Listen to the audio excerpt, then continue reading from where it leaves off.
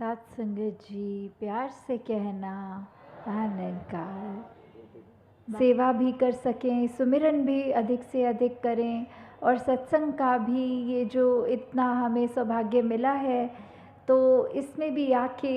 एक असल रूप में इस निरंकार, इस परमात्मा के साथ ऐसे जुड़ जाएं कि ये लिव कभी टूटे नहीं और हमेशा हम चाहे कोई भी कार्य कर रहे हों, जिस प्रकार हमारे श्वास चल रहे होते हैं और कार्य भी होते रहते हैं साथ साथ,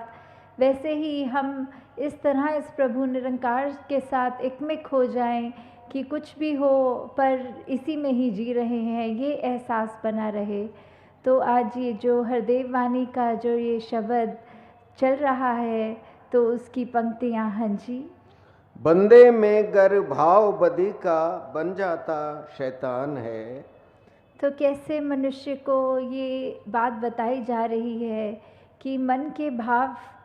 जो इंटेंशन होती है और उसमें अगर क्या है, अगर हमारे यहाँ जो एक इंटेंशन है, एक हमारा भाव है, उसको कर्म के साथ हमें जोड़ना होता है। अगर हमारे मन में कोई ऐसा एक इंटेंशन आ गया है कि हम ये करना चाह रहे हैं, तो वो सिर्फ ख्याल रूप तक ही तब तक है जब तक उसको हमने कर्म का पार्ट नहीं बना दिया, कर्म में ढाल नहीं लिया, तो वो फिर एक हमारी नियत, हमारा करने का जो मन का भाव है, वो उस तरह हो जाता है कि जैसे एक इंसान अगर गलत सोचेगा तो फिर वो गलत ही करेगा, अगर वो पतन की ओर जाएगा तो फिर एक उसके कर्म उसको और नीचा धकेलेंगे। तो बात सिर्फ सोच की है, मन की है। मन में ऐसे बुरे ख्याल अगर आएंगे तो ही हम गलत काम भी करेंगे, और उसी को अगर हमने ऐसा देखना है कि हमें गलत काम से दूर रहना है, हमें अगर उस तरह अपने जीवन को एक खुशबूदार फूल की तरह रखना है, तो हम अपने ख्याल में, अपने जहन में ही ऐसा कुछ आने नहीं देंगे जो आगे चल के हमारे कर्म में बन जाए। हाँ जी। भाव अगर है नेकी वाला बन सकता भगवान है। तो यहाँ भाव फिर से यहाँ विपरीत एक अच्छा भाव है, तो वो देखें कि कैसे वही इंसान अगर हो पर मन में उसके जो भाव आ रहे हैं वो अच्छाई के लिए आ रहे हैं, कुछ अपने लिए अच्छा, पूरे समाज के लिए अच्छा, अपने मन को और एक सुंदर रूप देने का, अपने ये जीवन में मानवीय गुण भरने का जब भाव है, तो फिर उसकी तुलना एक भगवान रूप के साथ यहाँ तक कर दी है। जैसे हमने वो भी उदाहरण देखा हुआ है भाई कन्हैया का, कि ये मन का भाव ही है कि चाहे युद्ध के समय दो अलग सेनाएं हैं और जो जो भी जिनको चोट लगी, जो जो बेहोश होके गिरे या ऐसी हालत हुई शरीर की, तो भाई कन्हैया ने सभी को पानी पिलाया, क्योंकि यही मन का भाव कि सभी अपने हैं। तो फिर ये बात वही है, मन के भाव पे आधारित हो रही है कि ये मन के भाव ही हैं अगर हमारे स्वच्छ, तो हमको वो एक भगवान का दर्जा भी हमारे अंदर ये आ रहा है कि एक मनुष्य होते हुए हमारे कर्म एक इतने ऊंचे हैं। और यहाँ वही अगर हमारा एक मनुष्य होने के बावजूद हम अपने ऐसे कर्म करें जिससे हम दूसरों को एक चोट पहुँचाएं, तो फिर हमारा इंसान का चाहे एक आकार वो है, पर साथ में यही कहा जाएगा कि ये मनुष्य नहीं, ये शैतान है। हाँ जी। डाकू व डॉक्टर दोनों के हाथ में होता चाकू है। तो जब अगर कोई इंसान अपना इलाज करने जा रहा है डॉक्टर के पास, और वो जो एक सर्जरी होती है, तो डॉक्टर के हाथ में एक सर्जिकल नाइफ होती है जिससे उसको वो शरीर को काटना होता है और वो अंदर जो भी शरीर के खराबी है उसको सही करना होता है। और वहीं अगर कोई चोर लुटेरे डाकू की बात आती है, चाकू तो उनके हाथ में भी होता है। अब ये दोनों चाकू तो चाकू ही हैं, चाकू का उसमें कोई दोष नहीं है, वो तो जिसके हाथ में है, अगर कोई डॉक्टर के हाथ में है तो वो एक परोपकार का काम कर रहा है, वो चाकू वो किसी का शरीर ठीक करने के काम आ रहा है। और अगर वही चाकू एक डाकू के या किसी के ऐसे मन में है जिसके भाव ठीक नहीं है, तो फिर वो नुकसानदेह कार्य वही चाकू कर देता है। तो कैसे अगर हम ये बात को भी सोचें कि हम अगर अपनी नीयत ही ठीक रखें तो हमारे लिए जो भी एक सामान है, एक इस दुनिया में जहाँ विचरण कर रहे हैं, पदार्थ हैं हमारे, हमें कैसे उनका हमेशा सदुपयोग ही करना है, ये मानते हुए कि परमात्मा ने दिए हैं तो बस उसका शुक्रिया है। और जो भी हमारे पास साधन है उसको सिर्फ परोपकार के लिए ही लगाएं। हाँ जी। डॉक्टर आखिर जीवन रक्षक, जीवन भक्षक डाकू है।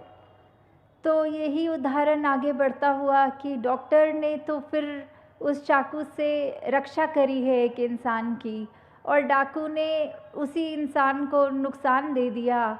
तो ये बात ऐसी है कि नीयत की ही बात है कि जब एक अच्छा कार्य हमें करना है, हमने उसकी तरफ अपनी ये ध्यान लगाया और सोचा इसको एक रूप दें अच्छा, तो वहीं से ही अगर जिस तरह हम सत्संग में भी आना चाहें तो हम अपने घर से जब निकलते ही हैं सत्संग के लिए तो ही हमारे मन में वो अच्छे सुंदर भाव आते हैं कि आज सत्संग जाना है, कुछ सीखना है, अपनी ज़िंदगी को और बेहतर करना है। तो वैसे ही एक अगर हम यात्रा अपनी कर भी रहे होते हैं उसमें भी हमें ये निरंकार का एहसास लगता है कि टाइम से सत्संग पहुंच जाएं, अच्छे से महात्माओं जो भी बोलेंगे, किस रूप में बोलेंगे वो सुनेंगे भी, तो भी हमें अपने उसके बाद सत्संग का जब समाप्ति हो जाएगी तो कैसे वो सब भावों को अपने मन में बिठा के, अपने मन के भावों को शुद्ध करके अपने कर्मों में वो जब तक बातें नहीं डालेंगे तो उसका कोई फ़ायदा नहीं होगा।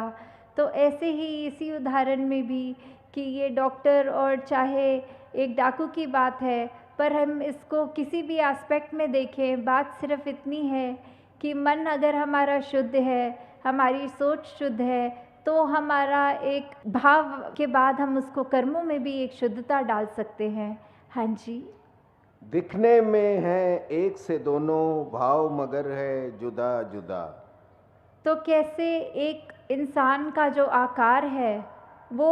डॉक्टर का भी वही होता है, डाकू का भी वही होता है, एक अच्छे इंसान का भी एक मूर्त इस दो आँखों, एक नाक, होठ, कान ऐसा ही दिखता है इंसान वो। पर बात ऐसी आती है कि इंसान को देखकर हम ये जज नहीं कर सकते कि वो कैसा इंसान है। दिखने में सभी इंसान एक जैसे हैं,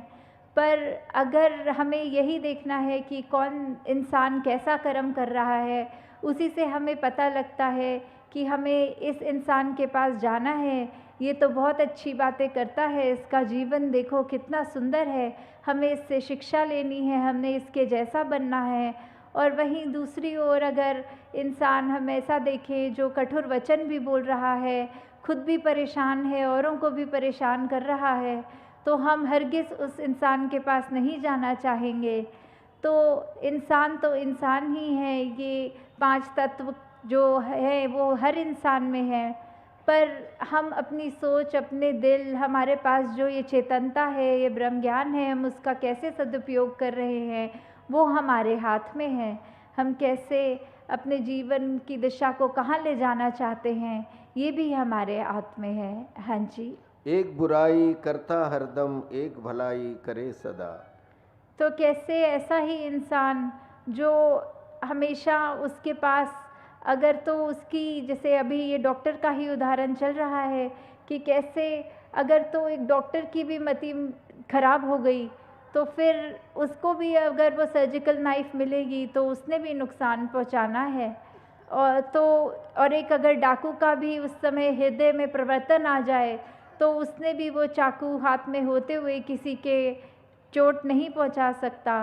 तो बात कोई ऐसी नहीं है कि हम संसार में काम क्या करते हैं, बात सिर्फ वो इरादे की, वो मन के भाव की और वो कर्म पे आ जा रही है। देंगे हम ऐसा सोचेंगे कि अगर किसी ने कुछ नुकसान किया है हमारा तो भी उसके लिए ये परमात्मा से यही अरदास रहेगी कि उसको क्षमा करना। उसके अंदर अगर कोई भाव बिगड़ रहे हैं तो उसकी मति में अगर कुछ खराबी है तो दातार उसको ठीक सोच बख्शे, दातार उसके कर्मों को सुधार दे। और कैसे फिर वही उदाहरण आ जाता है फूल का, कांटों का, कि कैसे शायर भी एक फरमा रहे हैं कि फूलों ने तो निभा ली कांटों से, पता नहीं इंसान किस दिन इंसान से प्यार करेगा।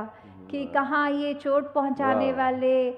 जो कांटे होते हैं, फूल तो उनके साथ विचरण कर रहे हैं, फिर भी उनसे नफ़रत नहीं कर रहे। ये पता भी है कि फूल की पंखुड़ी छुएगा अगर कोई व्यक्ति तो उसके हाथ में खुशबू होगी, पर फिर भी अगर उसी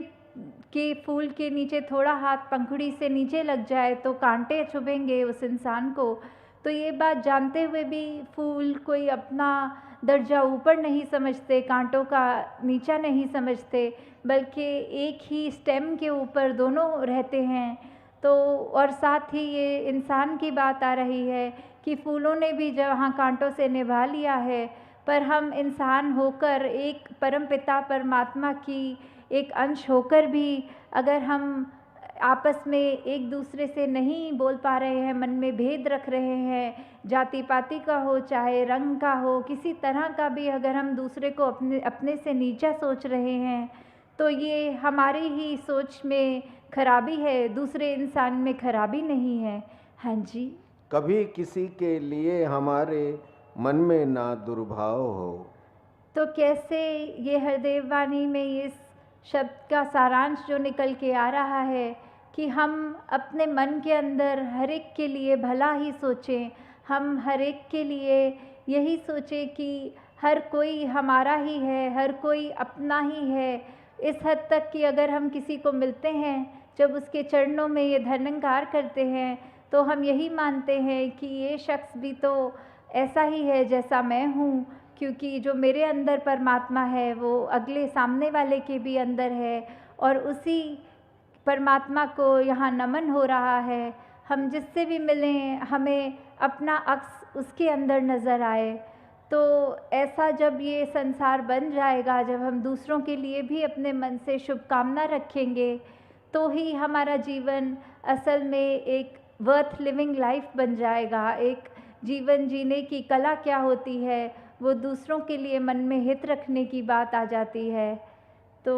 दासी और अधिक समय नहीं लेना चाहेगी, हर एक का भला करते जाएं और जो हमें मिला है उसका सदुपयोग करके परमात्मा का शुक्राना करते जाएं। साथ संगत जी, प्यार से कहना, धार निरंकार।